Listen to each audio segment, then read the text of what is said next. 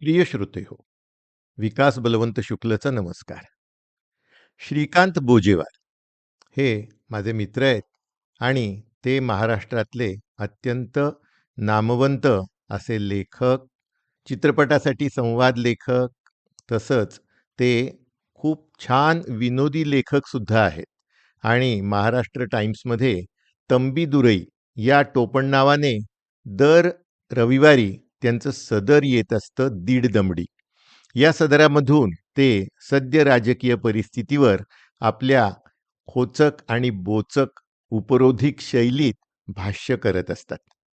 या रविवारी त्यांचा एक लेख दीड दमडीत जो आला तो खूपच हसवणारा आहे आणि ज्यांना समजेल त्यांनाच त्याचा अर्थ समजेल असा आहे. त्याचं वाचन मी करून बघितलेलं आहे. ते आज आपल्यासाठी सादर करतोय. तू नॉन लिचेबल झाला त्याची गोष्ट. तर ऐकूया.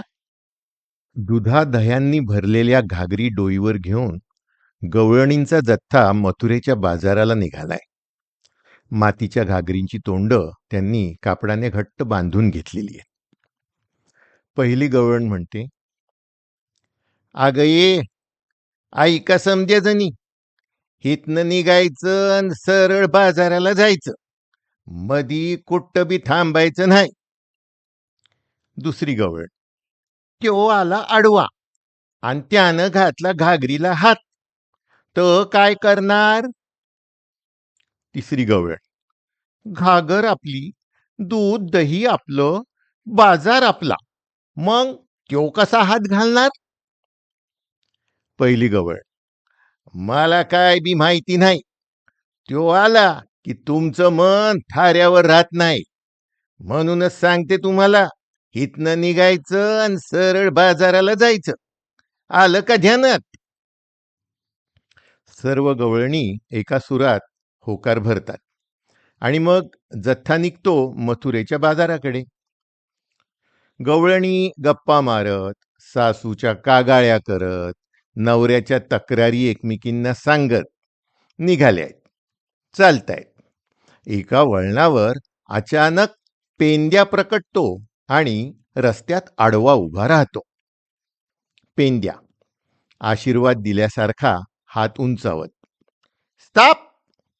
पुलचा रस्ता बंद आहे." पहिली गवळण, "काही रस्ता बिस्ता बंद नाही, जाऊ दे आम्हाला गुमान."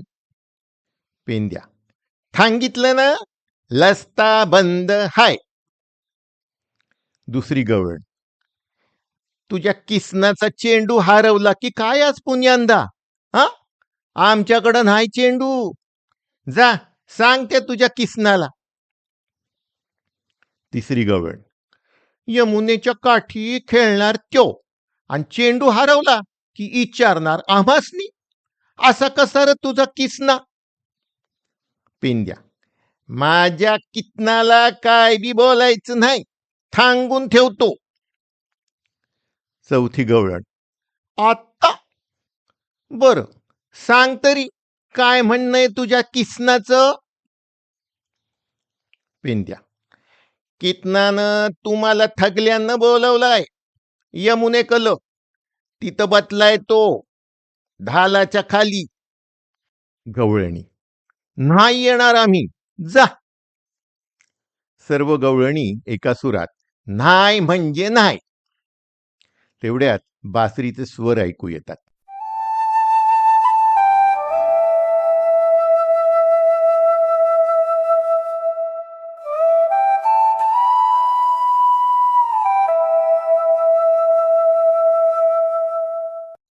त्या सुरांमुळे वातावरण बदलतं.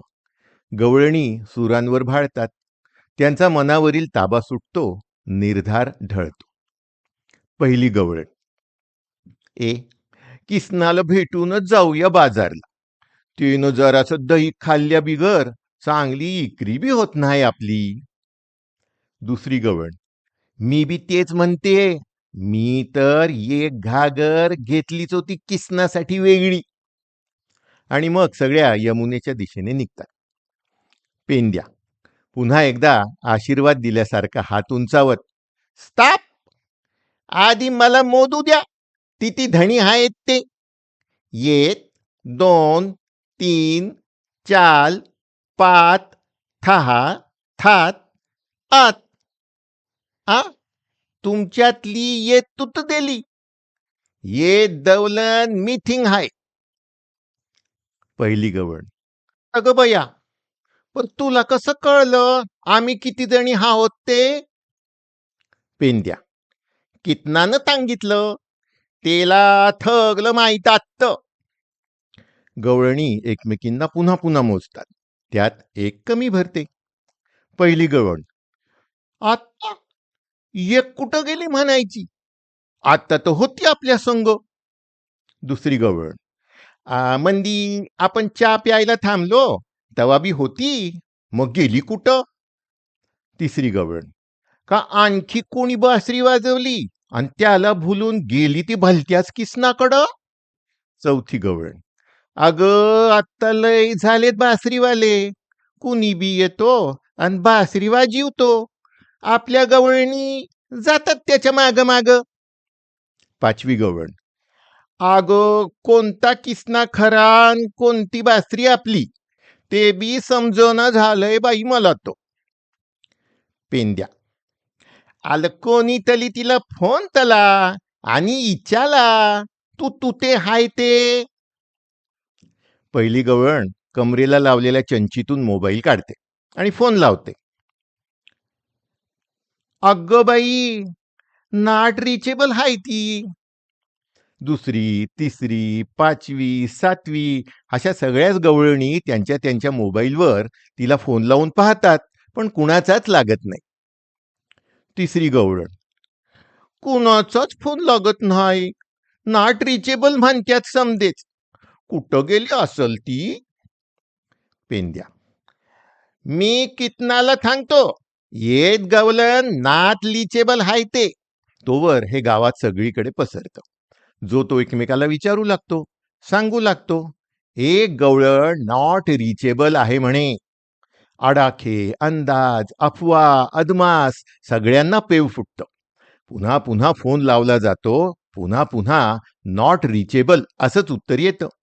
आणि जरा वेळाने ती गवळण डोईवरील घागर सांभाळत लंगडत लंगडत येताना दिसते. पेंद्या ओरडून, आली आली, हलवलेली गवलन आली. सगळ्या गवळणी तिला गाराडा घालतात. हरवलेली गवळण, अग बया, अशा काय बघता समजेजणी माझ्याकडं? अग बाभळीचा काटा रुतला होता पायामंदी, त्यो काढायसनी थांबली होते. किती रगत निघलं बघा, लुगड्याचा पदर फाडून पट्टी बांधली, अंतवर तुम्ही गावभर करून टाकलं, नॉट रिचेबल नॉट रिचेबल. तेवढ्यात पुन्हा असं म्हणतात बासरीचे स्वर ऐकू येतात.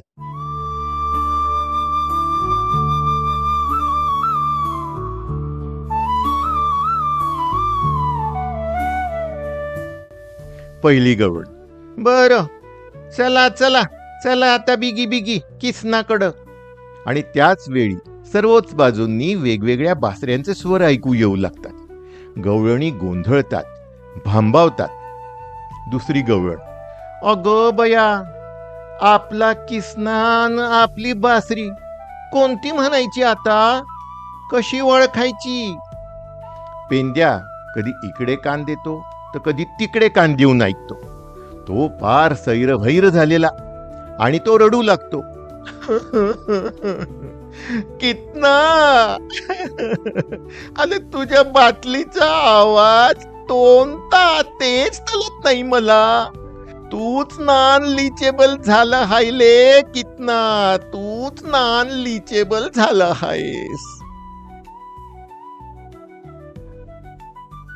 श्रोते हो, आत्ताच आपण श्रीकांत बोजेवार यांच्या दीड दमडी या सदरातील जे या रविवारी महाराष्ट्र टाइम्समध्ये प्रकाशित झालं ताजा लेख, तू नॉन लिचेबल झाला त्याची गोष्ट, हे अभिवाचन आपल्याला माझ्या म्हणजे विकास बलवंत शुक्ल यांच्या आवाजात ऐकायला मिळालं आणि माझ्या विकासवाणी या यूट्यूब चॅनलवरून आपण ते ऐकलं.